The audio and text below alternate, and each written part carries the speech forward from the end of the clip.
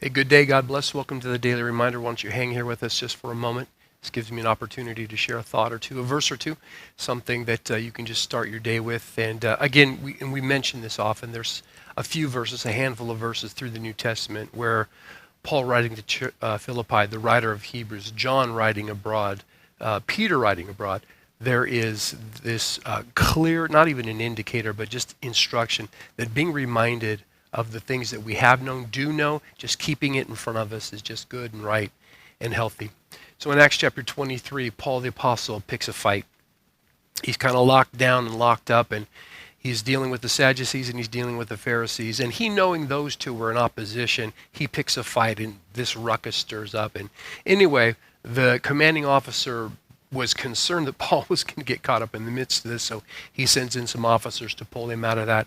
It's a pretty difficult moment, but then interesting happens in Acts chapter 23 and verse 11. Jesus shows up, and this is what the Bible says. Again, Acts 23:11. But the following night the Lord stood by Paul and said, "Be of good cheer, Paul, for as you have testified for me in Jerusalem, so you must also bear witness in Rome."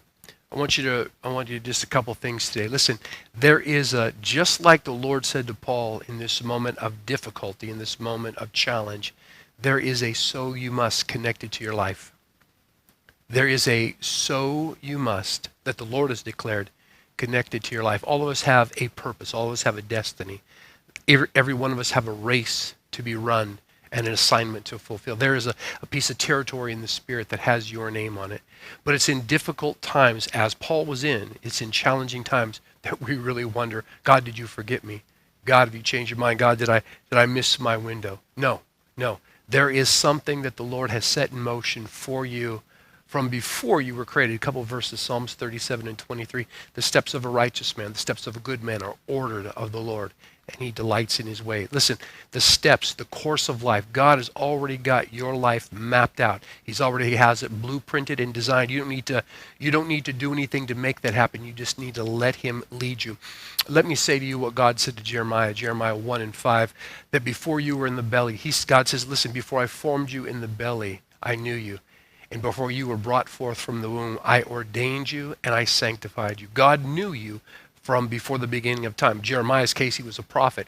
Maybe God didn't call you to be a prophet, but he certainly called you to be a voice to your generation. He has certainly put you in this world to have a voice that would testify about who Jesus is and about the goodness of God that he gives us through Jesus. Proverbs 19, verse 21. This is in the New International Version. The Bible says, many are the plans in a man's heart, but it is the Lord's purposes that will prevail.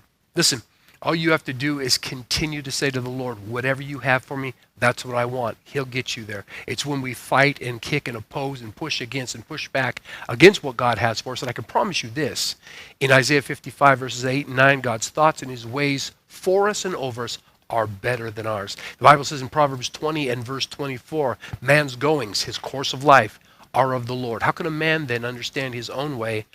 And let me insert this, without the Lord's direction. God has already set a course for you and I. One last verse as we let you go today. 1 Thessalonians 5 and verse 24. Faithful is he who has called you and who will also do it. God has an assignment. He has a "so you must" connected to your life. So you must declare the gospel. So you must open that business. So you must write that book. So you must be a part of that youth group. So you must go to the nations and preach Jesus. Whatever it is, there is a "so you must" connected to your life. Don't let difficult moments steal that from you. God bless you.